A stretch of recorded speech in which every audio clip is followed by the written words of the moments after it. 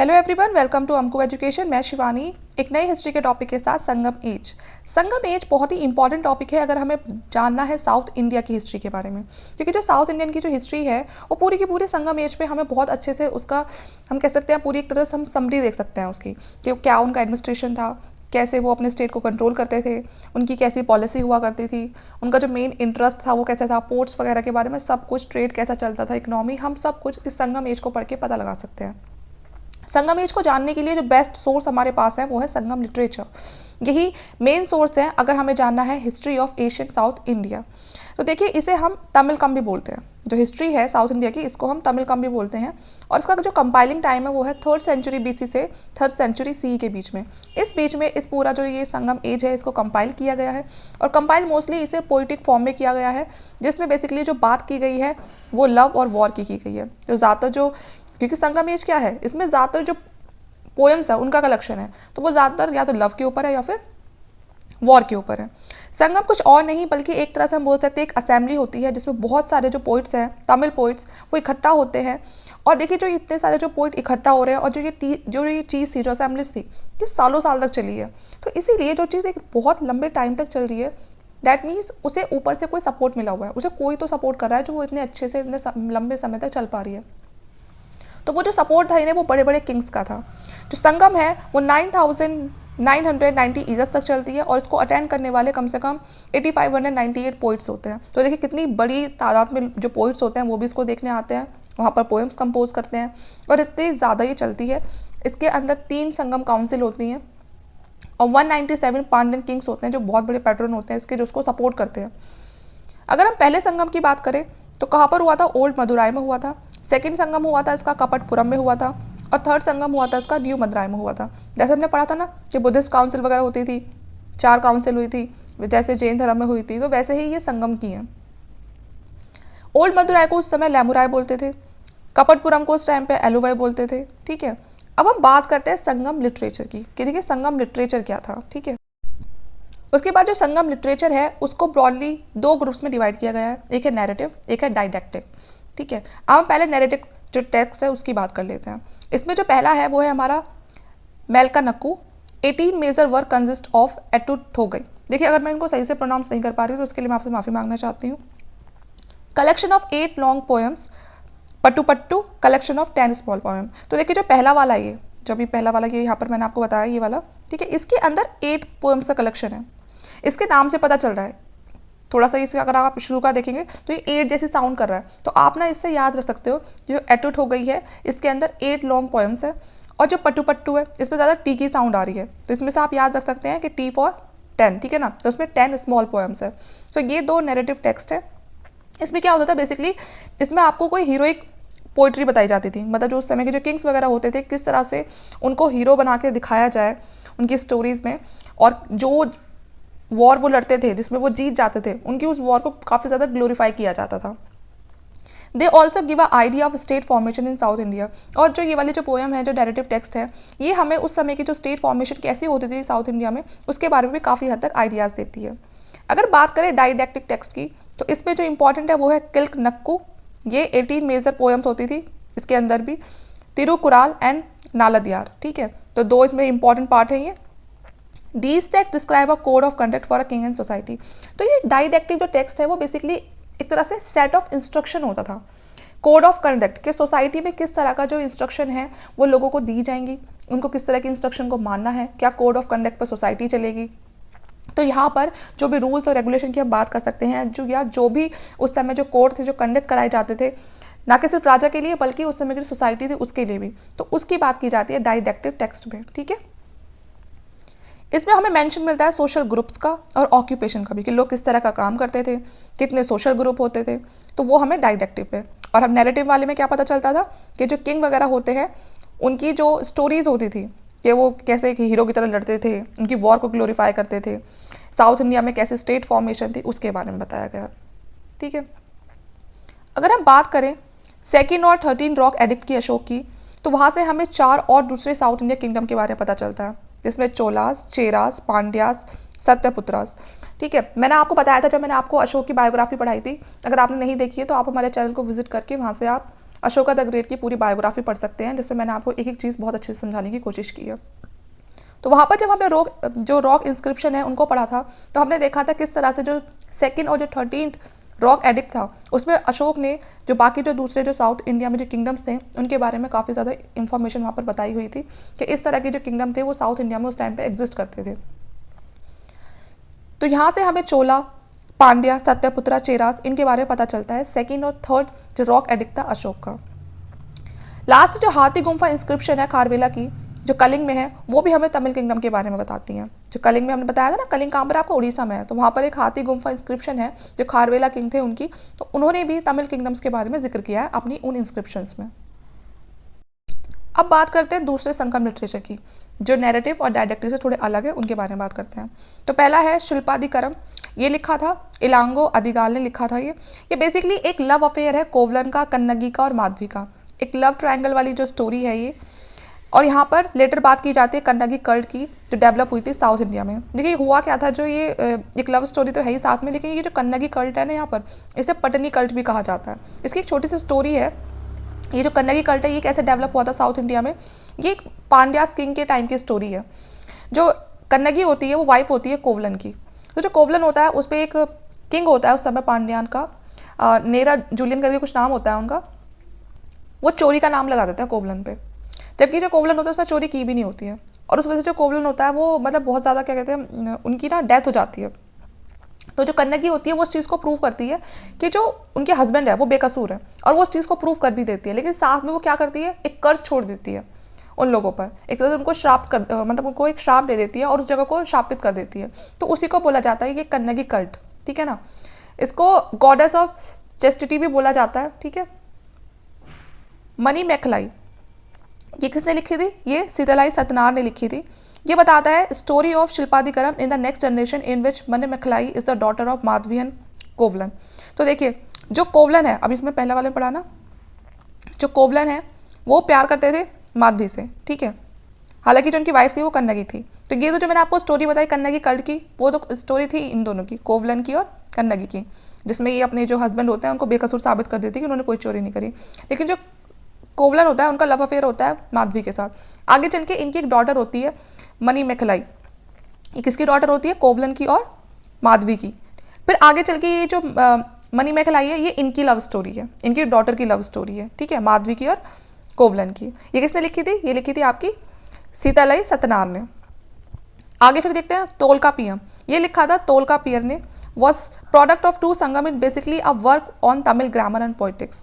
तो ये जो तोलका पीएम है ये तमिल ग्रामर और पोइटिक्स के बारे में बात करती है।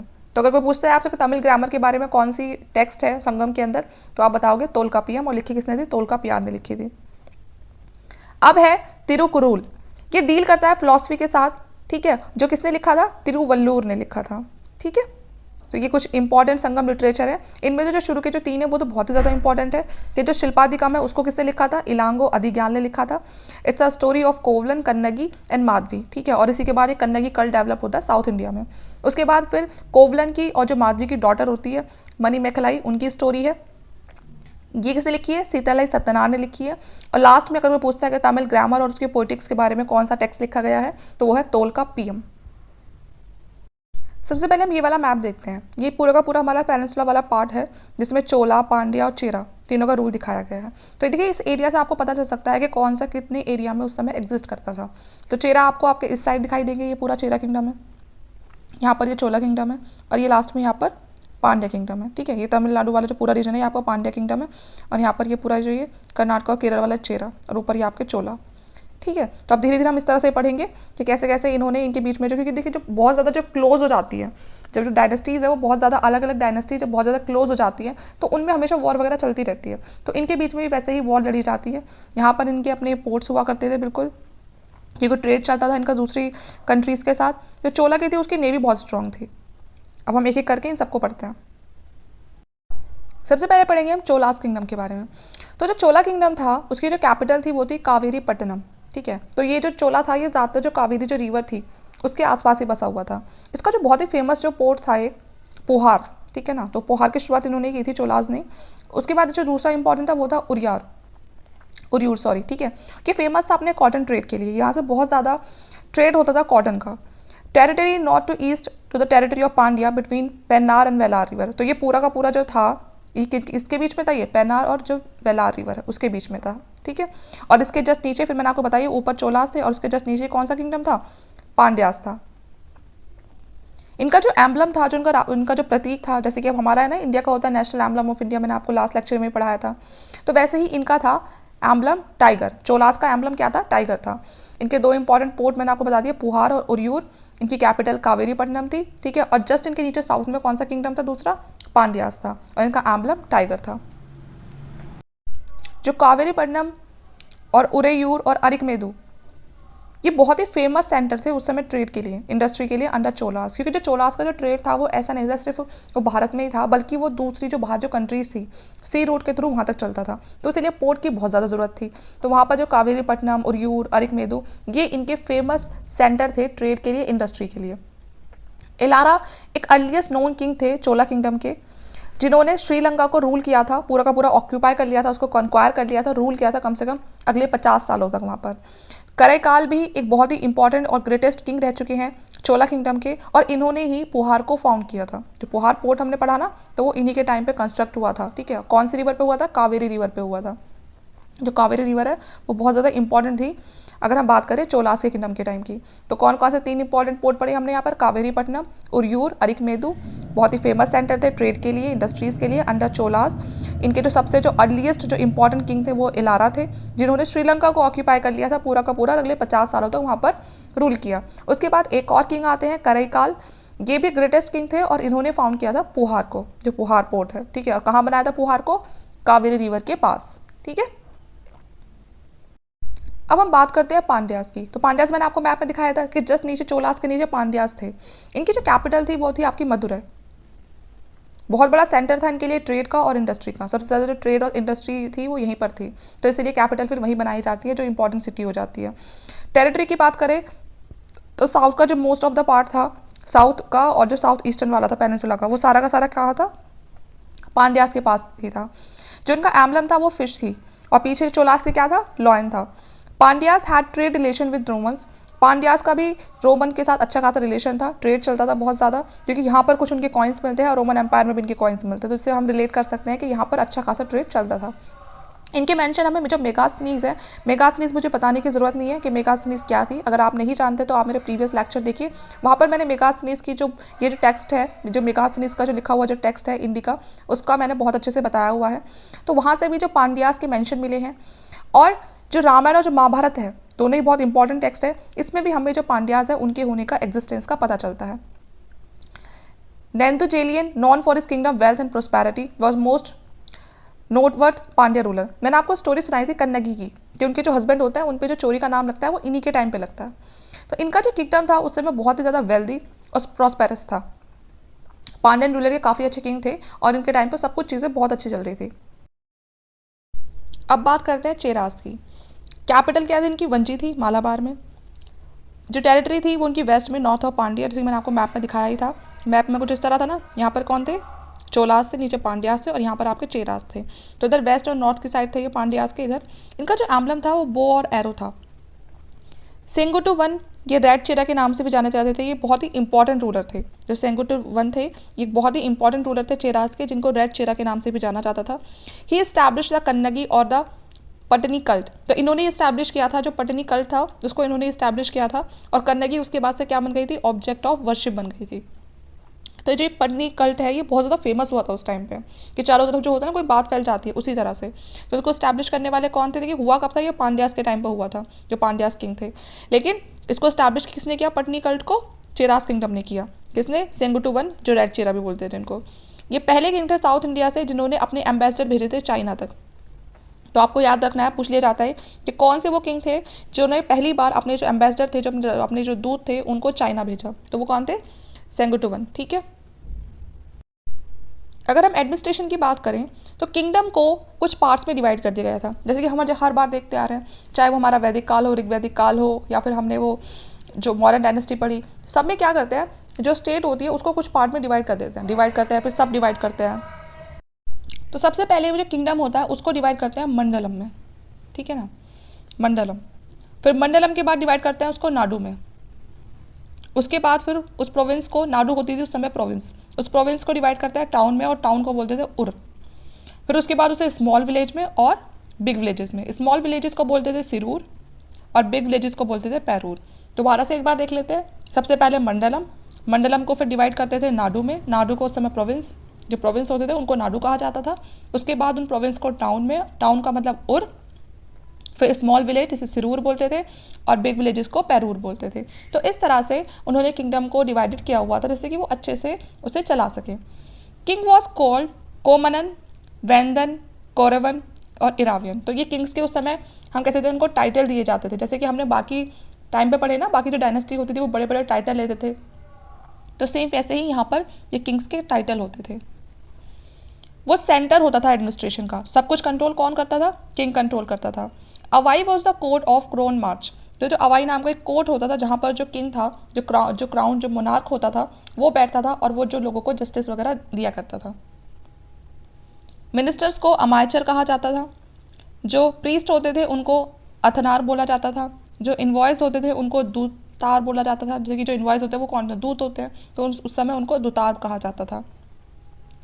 सेनापतियार जो कि मिलिट्री कमांडर होते थे, और जो स्पाइस होते थे उनको ओरार, जो जासूसी करते हैं वो भी होते थे, तो उनको ओरार कहते थे। Were the 5 important officers that assist the king, तो ये 5 इंपॉर्टेंट ऑफिसर्स होते थे उस समय के जो किंग को असिस्ट करते थे। अमायचर मतलब मिनिस्टर, अथनार जो कि प्रेस्ट होते थे, दूतार जो कि इन्वॉइस होते थे, सेनापतियार जो कि मिलिट्री कमांडर होते थे, और ओरार जो कि स्पाइस, जो जासूसी वगैरह के लिए लगाते थे कि कहीं कोई उनके खिलाफ कोई कॉन्स्पिरेसी तो नहीं रच रहा। अब बात करते हैं रेवेन्यू एडमिनिस्ट्रेशन की, कि रेवेन्यू एडमिनिस्ट्रेशन कैसा था उस समय का। तो देखिए जो कराई, ये एक तरह का लैंड टैक्स हुआ करता था जिसको उल्गू भी कहते थे। कस्टम ड्यूटीज़ भी लगाई जाती थी, ठीक है, जिसे फोर्स्ड गिफ्ट या फिर एक्स्ट्रा डिमांड बोलते थे। अगर आजकल आप ऐसे करोगे तो ये तो फिर बहुत गलत में काउंट होगा आज तो, लेकिन उस समय ये सब जो टैक्स होते थे वो करते थे, कि मतलब लोगों को ज़बरदस्ती बोला जाता था कि आपको किंग को गिफ्ट देना है, तो एक तरह से ये एक्स्ट्रा डिमांड होती थी। तो जो कराया था वो लैंड पे टैक्स लिया जाता था, और जो कस्टम ड्यूटीज़ या फिर जो इरावू है ना, जैसे इरावू बोलते थे उस समय, इरावू का मतलब था एक तरह का फोर्स्ड गिफ्ट या फिर कोई एक्स्ट्रा डिमांड जो वो लोगों से किया करते थे उस समय के जो किंग वगैरह थे। उसके बाद है फिर इराई। इराई एक ट्रिब्यूट होता था जो कि जो फिड्यूटरीज होते थे वो अपने किंग को देते थे।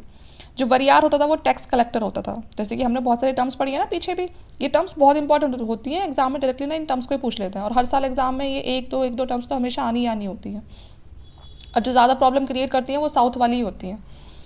तो टैक्स कलेक्टर को क्या बोलते थे, वरियार बोलते थे। तो इसीलिए आप ना इनको एक जगह सब लिख लीजिए, इससे क्या होगा, इससे आपको पता रहेगा कि नॉर्थ में इस तरह की टर्म्स यूज़ की जाती थी सेम चीज़ के लिए, और साउथ में इस तरह की। तो आपको ना एक पूरा का पूरा आपके पास एक नोट्स बन जाएंगे प्रॉपर, और आप उनको अच्छे से डिफ्रेंशिएट कर पाओगे। अगर बात करें इकोनॉमी की, the reason that Sangam literature mention was prosperous, agriculture, industry and a trade flourished there. तो उस समय की अगर बात करते हैं तो संगम लिटरेचर से हमें पढ़ने के लिए पता चलता है कि वहाँ पर सब कुछ बहुत अच्छा था, ठीक है, प्रॉस्पेरस थी वो जो पूरा का पूरा जो एरिया था, एग्रीकल्चर बहुत अच्छा था वहाँ का, इंडस्ट्रीज ट्रेड बहुत ही अच्छे से चल रहा था। जो लोग थे वो ज़्यादातर पेस्टोरलिस्ट होते थे, जिसमें पेस्टोरलिस्ट पता ही आपने, जो एक जगह दूसरी जगह जाते हैं अपने जानवरों को लेके। हंटर होते थे, फिशरमैन होते थे, और वो ज़्यादातर क्या प्रोड्यूस करते थे, राइस प्रोड्यूस करते थे। वैसे भी जो कोस्टल एरियाज़ होते हैं, जो समुद्र से जो लगकर जो एरियाज़ होते हैं, वहाँ पर राइस की बड़ी अच्छी खेती होती है। बहुत सारे जो आइटम्स थे वो एक्सपोर्ट करते थे, जैसे मैंने आपको बताया ट्रेड बहुत अच्छा था। ट्रेड सिर्फ ये नहीं था कि इंटरनल ट्रेड था, बल्कि एक्सटर्नल ट्रेड भी था। वो जो बाहर के दूसरे देश होते हैं वो उनके साथ भी ट्रेड करते थे। तो उनमें कौन कौन से आइटम होते थे, muslin, glass beads, pearl, sandalwood, perfume, black pepper, जिसे हम यमन प्रिया भी बोलते थे, टॉर्टॉइस का जो शेल होते हैं, मेडिसिन, एनिमल्स, बर्ड, तो इन सबको एक्सपोर्ट किया जाता था, बाहर बेचा जाता था। अगर बात करें इंपोर्ट की, तो इंपोर्ट में वो क्या क्या लेते थे, वो क्या खरीदते थे, गोल्ड, सिल्वर, मूंगा, wine, olive oil, dry fruits, raw glass, Ivory, copper, tin, medicine और स्लेव।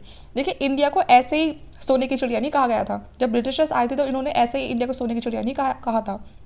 हमारे यहाँ पर रिसोर्सेज बहुत ज़्यादा थे, है ना, जैसे कि फूड वगैरह वाली थी, तो यहाँ से ना इनको एक्सपोर्ट किया जाता था, और बदले में दूसरे देशों से सोना चांदी इनमें ट्रेड किया जाता था कि आप हमें सोना चांदी दो। तो इसीलिए जो हमारा भारत था उसमें जो सोना चांदी और जो प्रीशियस पर्ल होते हैं या बीड्स होती हैं वो बहुत ज़्यादा थी।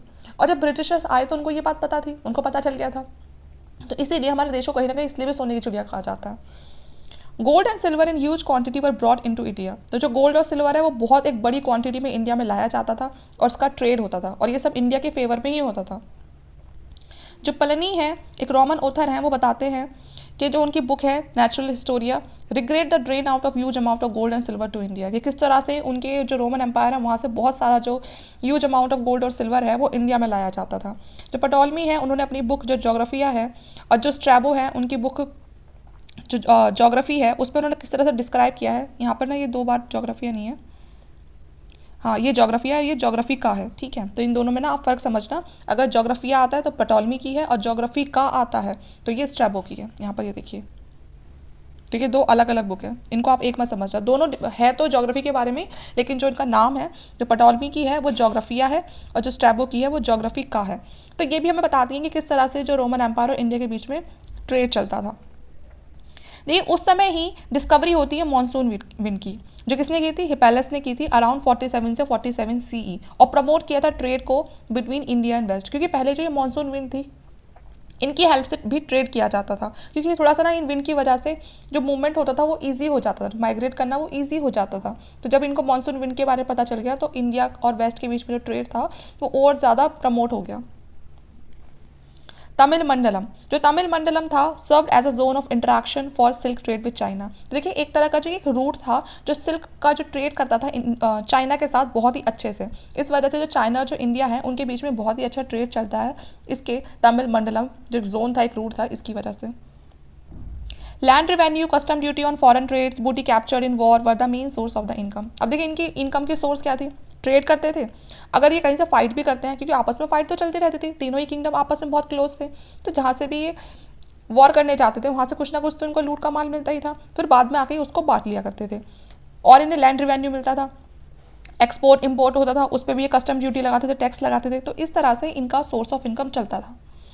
सोसाइटी की बात करें तो देखिए जिस तरह से हमने वैदिक काल में पढ़ा था कि वहाँ पर भी चांद वर्ण व्यवस्था में लोगों को बांट दिया था, पहले बर्थ के बेसिस पे होता है, उस ऑक्यूपेशन के बेसिस पे होता है, और बाद में उसे बर्थ के बेसिस पे कर देते हैं। तो सेम यहाँ पर भी कुछ ऐसा ही चलता है। सोशल क्लासेस की बात करें तो सबसे पहले रूलिंग क्लास आती थी जिसमें अरसार्स बोलते थे जिनको, उसके बाद फिर लोअर क्लास के जो लोग थे उनको कर्त्सियार बोलते थे, ठीक है। उसके बाद जो प्रेस्ट होते थे उनको अंतनार बोलते थे, और जो इन्वॉल्व होते थे ट्रेड में या कॉमर्स में उनको वेनिगर बोलते थे, जो एग्रीकल्चर वगैरह करते थे उनको वेलार बोलते थे। तो इस तरह से वहाँ पर भी सोसाइटी को बांटा गया था उनके काम के बेसिस पे। रूलिंग क्लास को जो अरासार्स बोलते थे, और जो लोअर क्लास पीपल होते थे उनको कदिसार बोलते थे, प्रेस्ट को अंथनार बोलते थे, और वेनिगर को, जो कि लोग ट्रेड या कॉमर्स में शामिल होते थे, और एग्रीकल्चरिस्ट को वेलार बोलते थे। In the Marutam region the Velas of the rich peasant were dominant. एक मारुतम करके एक एरिया था, वहाँ पर जो वेलास थे और जो रिच पीजेंट थे वो बहुत ज़्यादा डोमिनेंट थे, मतलब वहाँ पर जो रिच पीजेंट वगैरह थे उनकी बड़ी चलती थी। Courage, creativity, spirituality of women were respected and Sangam society. तो संगम सोसाइटी में जो वुमेन्स थी उनका करेज, उनकी क्रिएटिविटी, उनको जो मतलब वुमेन्स थी उनके काफ़ी ज़्यादा एक ऑनरेबल पोजीशन हुआ करती थी। अवैयार, नचलियार और काकई पदनियार, ठीक है। तो ये कुछ वुमेन्स पोइट थे, मैं माफ़ी चाहती हूँ अगर मैं सही में इनको सही से प्रोनाउंस नहीं कर पा रही हूँ, क्योंकि नाम बहुत बड़े होते हैं, समझ नहीं आता कि बोलना कैसे है। तो वुमेन पोइट्स थी, ठीक है, उस समय की, जिन्होंने काफ़ी ज़्यादा पार्टिसिपेट किया था उस समय की जो तमिल लिटरेचर थी उसमें। तो इसलिए आप ये तीनों नाम याद कर लेना।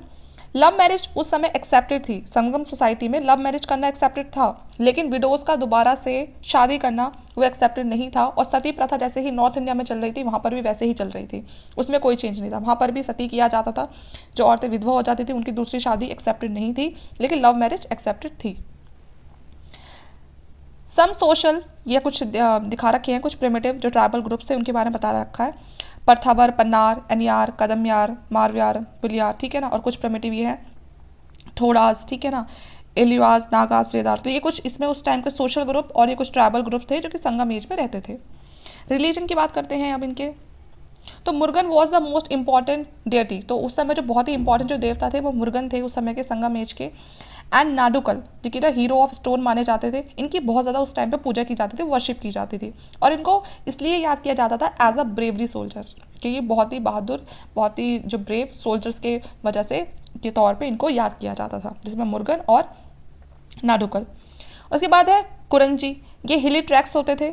जो मुलाई थे ये पेस्ट्रोल थे, जो मारुदम था ये एग्रीकल्चर जो नेदल था ये कोस्टल से जुड़ा हुआ था, और जो पलाई था उनको डेजर्ट। ठीक है, तो हिली ट्रैक्स को क्या बोलते थे? कुरंजी। जो पेस्ट्रोल थे उनको मुलई, और जो एग्रीकल्चरल था उसको मारूदम, कोस्टल को न्यादल, और डेजर्ट को पलाई बोलते थे। ये कुछ 5 टाइप्स की लैंड होती थी, मतलब लैंड को इस नाम से उस समय डिनोट किया जाता था। और इसका जो मेंशन है वो हमें कहाँ से मिलता है? तोलका पीएम से मिलता है। तोलका पीएम में बता रखा है कि जो लैंड थी वो वहाँ पर, फिर आपको पता है इंडिया कोई छोटा नहीं है। इंडिया में आपको बहुत तरह की लैंड, बहुत तरह की जो क्लाइमेट है, वेदर है, सब कुछ देखने के लिए मिल जाएगा एक साथ ही। तो इसीलिए जो तोलका पीएम है उसमें बताया हुआ है कि किस तरह से जो डिफरेंट और जो ईच टाइप ऑफ लैंड थी उसको कैसे अलग अलग नाम से बताया हुआ है। हिली ट्रैक को कुरंची, पेस्ट्रोल को मुलय, एग्रीकल्चर को, जो एग्रीकल्चर लैंड होती थी उसको मारूदम बोलते थे, जो कोस्टल लैंड होती थी उसको नेदल बोलते थे, और जो डेजर्ट लैंड होती थी उसको पलाई बोलते थे। कुरंजी हंटिंग, ठीक है ना, इसके लिए यूज़ की जाती थी। और जो मुलई है वो कैटल रियरिंग के लिए यूज़ की जाती थी इसको। और ना इनको एक नाम भी दिए हुए थे, मुर्गन बोलते थे इसको, इसको विष्णु बोलते थे। जो मारूदम था, जो एग्रीकल्चर लैंड थी, उसको इंद्रा बोलते थे। जो नैदल है उसको फिशिंग के लिए यूज़ करते थे, और सोल्ड मैन्युफैक्चरिंग के लिए इसको वरुणन बोलते थे। जो पलाई है वो रॉबरी के लिए, ठीक है, और इसे कोराइबाई बोलते थे। इस समय ना केवल सिर्फ ये जो ट्रेड वगैरह था ये बहुत अच्छे से चल रहा था, बल्कि जो जैन और जो बौद्ध धर्म था वो भी बहुत अच्छे से फ्लरिश कर रहा था इस टाइम पर साउथ इंडिया में। बाकी जो सारी चीज़ें थी, ऐसा नहीं था सिर्फ जो उनकी अपनी वर्शिप्स थी वही वो फैल रही थी, बल्कि जो जैन धर्म और जो बौद्ध धर्म था वो भी बहुत ही अच्छे से वहाँ पर चल रहा था। ठीक है, तो यहाँ पर जो हमारा लेक्चर है इसका एंड हो जाता है। अगर आपको कोई भी प्रॉब्लम आती है आप मुझसे पूछ सकते हैं। वैसे मैंने पूरी कोशिश करी है कि मैं यहाँ आपको सब चीज़ें बहुत अच्छे से समझा सकूँ, लेकिन फिर भी अगर आपको लगता है कहीं कोई आपको प्रॉब्लम है तो आप मुझे कमेंट करके पूछ सकते हैं। अगर वीडियो अच्छा लगता है तो प्लीज़ लाइक करें, शेयर करें, और ज़्यादा से ज़्यादा हमारी वीडियो को शेयर तो करने के लिए बोल ही दिया, और चैनल को सब्सक्राइब करें। Thank you.